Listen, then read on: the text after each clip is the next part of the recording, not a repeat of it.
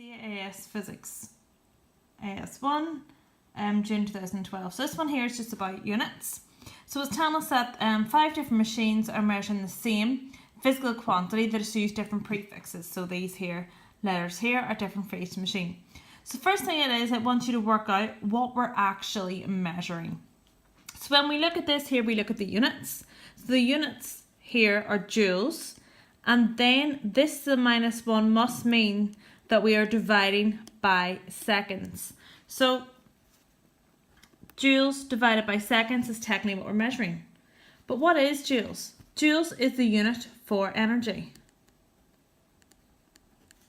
and seconds is the unit for time. So what we're actually looking at is the formula of energy divided by time. What does that give us?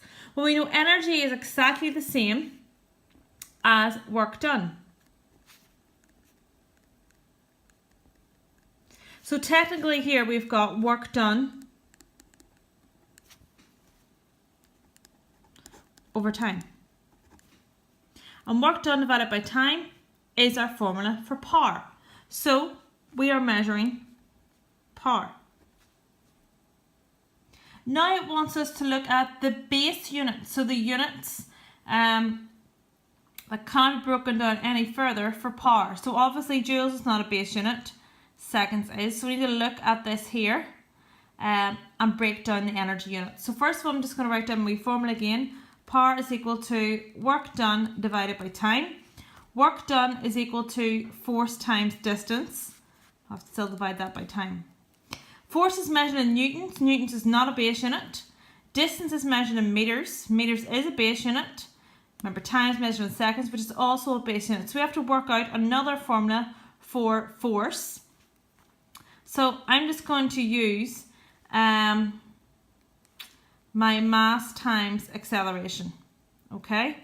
So my units for mass is kg. kg is a base unit. My unit for acceleration is ms to the -2. So these are base units for force. So let's put these units back into the equation.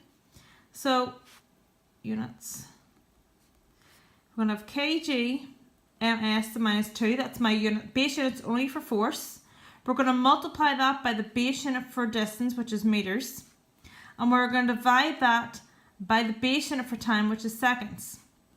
So because we've got a few letters here that are the same, we're just going to tidy this up a bit. So kg, there is only one of those, so I'm just going to put kg down here. We've got a mass times a mass. Mass times a mass becomes mass squared. Now we've got s to the -2 divided by s. Now we know if we brought this up, this would become s to the -1. So really, s minus 2 plus s minus 1 gives us s minus 3. And that is the base units of power. The next part of the question is, it gives us,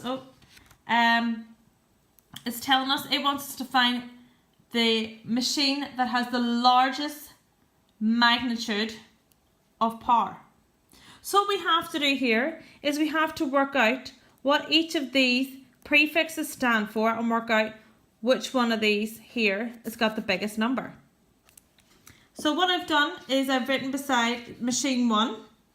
Now machine 1, it is milli and centi. So what that means is 10 to the -3 divided by 10 to the -2. Now remember, when I bring that up, we're just going to simply add them. That's going to become 2 negative cancel out to become a positive. And we're going to end up with 10 to the -3 plus 10 to the power of 2. And that gives me 10 to the -1, because -3 plus 2 is -1. And then I've just put in the number here. So that is the size of machine 1. Now looking at machine 2, we have mega, okay, million, and we have micro. So what that means is 10 to the power of 6, positive 6 divided by 10 to the -6. So whenever I look at that, again, we bring up the minus, it's going to cancel that out. 10 to the power of 6 plus 10 to the power of 6 gives me times 10 to the power of 12, because remember, you add these indices. And I've just put in the number that was up here in front.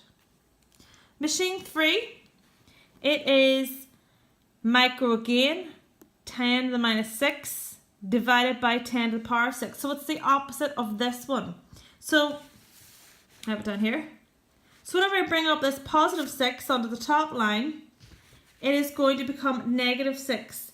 10 minus to the power of minus 6 plus 10 to the power of minus 6.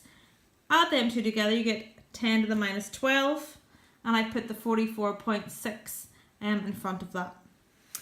Looking at machine 4, we have kilojoules divided by microseconds. So that is 10 to the power of positive 3 divided by 10 to the power of negative 3. Remember, when we bring that negative 3 up, it's going to become positive.